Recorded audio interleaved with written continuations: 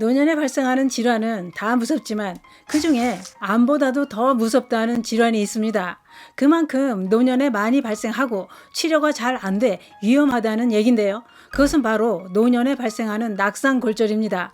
노년에 넘어지거나 부딪혀서 일어나는 낙상골절은 암으로 인한 사망률보다도 사망률이 더 높다고 합니다. 이렇게 사망률을 높이는 골절을 막으려면 뼈 건강도 중요하지만 단백질을 꾸준히 섭취해 근육을 짱짱하게 만들어 놔야 됩니다. 그래서 준비했습니다.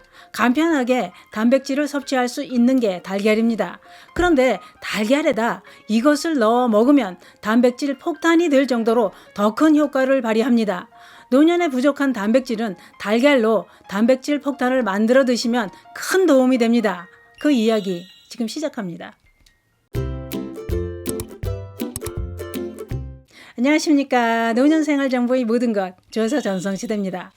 노년의 삶은 연근과 근육이 결정한다 라는 말이 있습니다. 노년의 삶은 경제활동을 못해 수입이 줄어들거나 아예 없는 경우도 많습니다. 그래서 몇 푼이라도 연금이 있어야 자식들 눈치를 덜 보게 되지요. 또한 나이 들어서 매일 아프다고 죽는 소리만 하면 자식들도 배우자도 다 싫어합니다.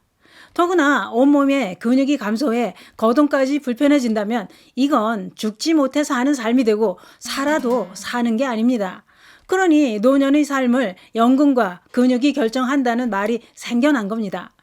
나이가 들어서 돈 없고 몸까지 아프면 서러워서 아이고 죽어야지 이러고 살면 뭐하나 이렇게 됩니다. 그런데 그게 그런 것 같습니다. 돈은 아무리 벌고 싶어도 내 마음대로 내 계산대로 잘 안 됩니다. 그러나 내 몸 건강은 내가 노력한 만큼 분명한 결과가 나옵니다. 누가 돈 가질래 건강 가질래 하면 돈을 선택하실 건가요? 건강이 최고입니다. 건강해야 돈도 따라옵니다. 남은 인생 누워 지내지 않고 팔팔하게 살아가려면 무조건 근육부터 관리를 해야 됩니다. 날씨가 추워지면서 밖에 한 발짝만 나가도 미끄러운 길을 만나게 됩니다. 미끄러짐 사고는 근육이 없는 노년층이 더 위험하다고 하는데요. 왜냐? 미끄러질 때 근육이 있으면 뼈를 보호해 줍니다. 특히 하체 근육이 짱짱해야 노년층 낙상 사고를 막을 수 있다는 겁니다. 그래서 근육을 만들려면 꾸준한 운동과 함께 단백질을 꼭 섭취해 줘야 노년 근감소증을 막을 수 있다는 겁니다. 근육량을 유지하기 위해 체중 1kg을 기준으로 하루에 1g에서 1.2g의 단백질을 섭취해 줘야 된다고 하는데요. 다시 말해 체중이 60kg인 성인이라면 하루 평균 60에서 72g의 단백질이 필요하다 이겁니다. 우리가 섭취한 탄수화물과 지방은 에너지로 사용하고 남는 건 몸에다 저장합니다. 그런데 단백질은 몸에다 저장하지 않기 때문에 매일 꾸준히 섭취해 주는 게 중요하다는 겁니다. 또 한 가지, 어제 단백질 섭취가 부족했네? 그 대신 오늘 왕창 먹어주자 이렇게 몰아서 섭취하는 것도 도움이 되지 않는다는 겁니다. 제일 좋은 단백질 섭취 방법은 하루 3끼 식사를 통해 꾸준하게 섭취하는 게 근육을 만드는데 도움이 된다는 거죠. 그러면 꾸준히 섭취하기 좋은 단백질 식품은 어떤 게 있을까요? 그것은 바로 달걀입니다.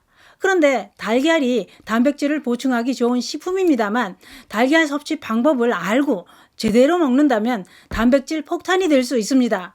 큰돈 들어가는 것도 아니고 영양이 넘치게 달걀 효율을 최대로 끌어올려 섭취하는 방법이 있습니다.